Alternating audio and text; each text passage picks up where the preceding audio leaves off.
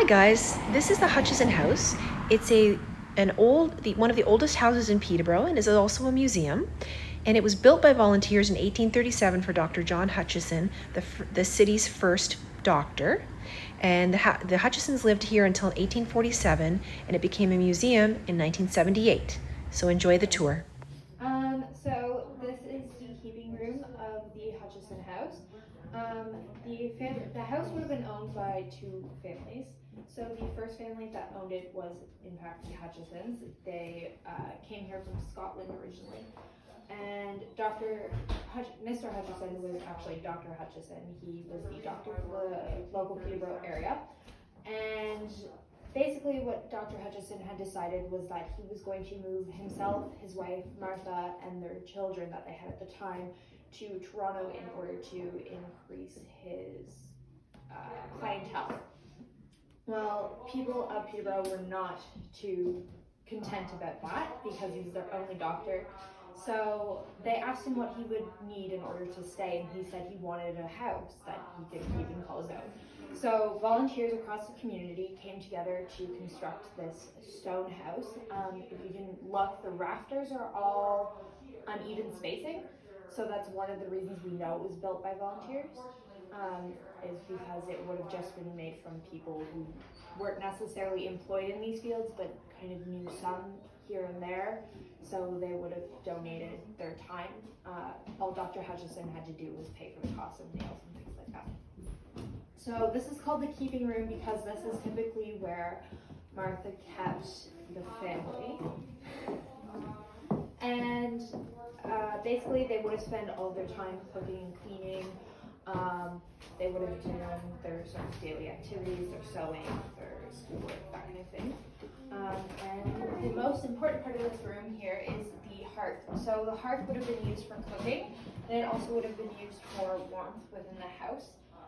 It has a unique feature of a crane. It's kind of hard to see because it's kind of dark, but it allowed for Martha to pull out hot pots or flip cookies or other things like that without having to actually lean over the fire.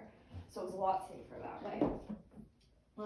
Years later, this would change into an iron cook stove, but was still used for the same purposes of keeping the house warm and things like that. So this is a bed chamber that the doctor and his wife might have had. This is a 4-post tester bed. The idea is that the curtains and the top would keep you warmer. Okay. And this is a rope bed, and it has a feather tick. Ooh, it'd be nice and comfy. Yeah, and this is a trundle bed where the girls might have slept and the baby. And the reason the door opens this way is that the idea was if there was a fire in the fireplace there, the heat would turn into this room, they hoped. The doctor was also the doctor for both reserves at Hiawatha and Curve Lake. And he didn't always get paid in money, but he got paid in what we call in kind. So he might have gotten something like these beaded moccasins as a payment. Okay. We have a basket here. Now you've seen young girls with hair long and down.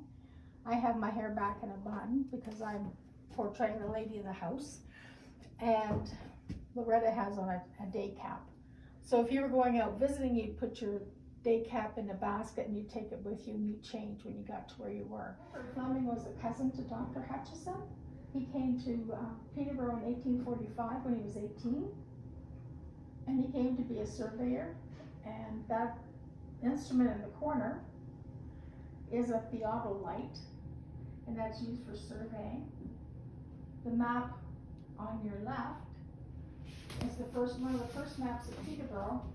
And Fleming went out in the winter and he used a chain, which is down in the corner, the chain measurement. And he measured out downtown.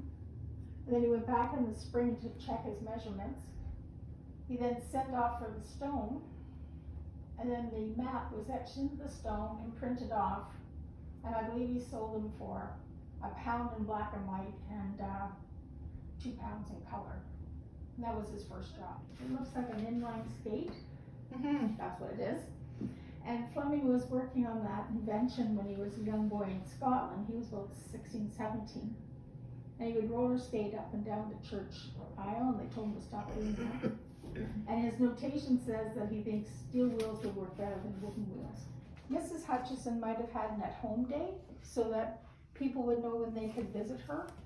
So her at-home day, we'll say, was Wednesday. And you would come and have tea. And this is a type of china they would have had at that time period. And you would leave a calling card and then she could call back on you at the same time. The mantelpiece, which is quite dark, is painted to look like an expensive wood, like mahogany, which is probably pine under there. It also kept it clean. On the sofa, we have two dolls. You can see that. They aren't dolls, actually. They're samples of fashion. And a traveling seamstress might come by and show you the latest fashions, and you could order from her.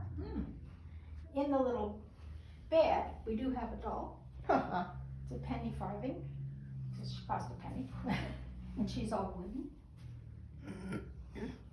The shawl is a paisley shawl, and Queen Victoria went to India. She loved the paisley shawls. She had ordered something like 14 of them for herself. And so that's just to show what the shawl would have been like and how the size of it. Wow. And this is a portrait of Dr. Hutchison, which was done by one of his patients. Miser's purse. And this is a reproduction. And what you would do is the lady would put coins in here. So there's money in one side. Those are coins. Wow. Then you'd slip the ring down. Here we have nice wide rings. Put it over your wrist or on the edge of your basket and go shopping. Cool. That was the purse. This one here is from 1837 and is all hand beaded. Wow. That's so neat. Office and his study. The doctor would have spent a great deal of time in here, of course. He would go to visit patients out in the community. There weren't any roads, there weren't any maps, so often the poor man would get lost and be away for a long period of time. Consequently, when he did have to visit in the community, he would take a doctor's bag, like similar to this, a walking stick, and an overnight bag, a carpet bag. The donor who gave us that carpet bag told us that his ancestor brought it down with him on the Otonabee and carried everything that he owned in that bag. And I have purses that are bigger than that bag, but they didn't have as much stuff as we have. So this is the doctor's office. If you came to see Dr. Hutchison, he would basically lay you out on this chaise longue here, and he would wash his hands. The concept of germs, relatively new, maybe not even spoken of, and he would just wash his hands between patients. He would assess your injuries, then he had a degree in pharmacology. He graduated from the University of Edinburgh, University of Glasgow when he was 17 and 18 years of age. And when he first came to Canada, he came through New York and into Canada. He worked as a county clerk. He worked as a justice of the peace. He worked with one of the military battalions that was in the area. So he wore a lot of hats before he decided definitely that he wanted to be a resident physician. And he met his wife, and they decided to live in Peterborough. And they actually lived in the first house that was built in Peterborough. It was built for Adam Scott, who was miller. And he would go about his business that he had to, but he found that living in this 2-room house, they proceeded to have 5 boys under the age of 10. So it was very crowded, so they moved again. And then Mrs. Hutchison has a half-brother, George, who lives in Toronto. And she said, perhaps we should move to Toronto. You'd have a lucrative practice there. And the citizens of Peterborough said, if we build you a 2nd-stage house, a house made of stone that will last, would you stay? It wasn't a gift. Doctor provided boards and nails, and it cost approximately $244 at the time. And the local townspeople, after they had finished, whether they were farmers or businessmen in town or tradespeople, they would come and build this house. And they referred to it as the bonfire house, because of course they would work at this house at night. And so when the Dr. and Mrs. Hutchison moved in 1846, 1847, these upstairs floors would not be finished. but there were two families that owned the house, and we'll discuss the second family when we go to the top floor. So they lived here for 10 years, as I said, and Dr. Hutchison had quite a lucrative practice. He was a much loved physician. He delivered over 600 babies. These are his birth records here. In the birth records, it's quite interesting that you'll have John Brown delivered 10-pound baby. Mark Smith delivered 8-pound baby. You notice I'm not saying the woman's name, but it's considered improper to mention her name, even though she obviously was the one doing the delivery. And also Dr. Hutchison, as I said, kept meticulous records, and if you couldn't pay, you were never refused service. He did charge a form of, I guess you would call it medical insurance, and it was £1 sterling. So, but he would gladly take an apple pie, a bearskin rug from the local indigenous, they called them Indians at that time, the local indigenous population. Perhaps something that somebody would make for him, tobacco, pigs, anything, whatever. Chickens would be wonderful, would be a wonderful gift. And it was called payments in kind.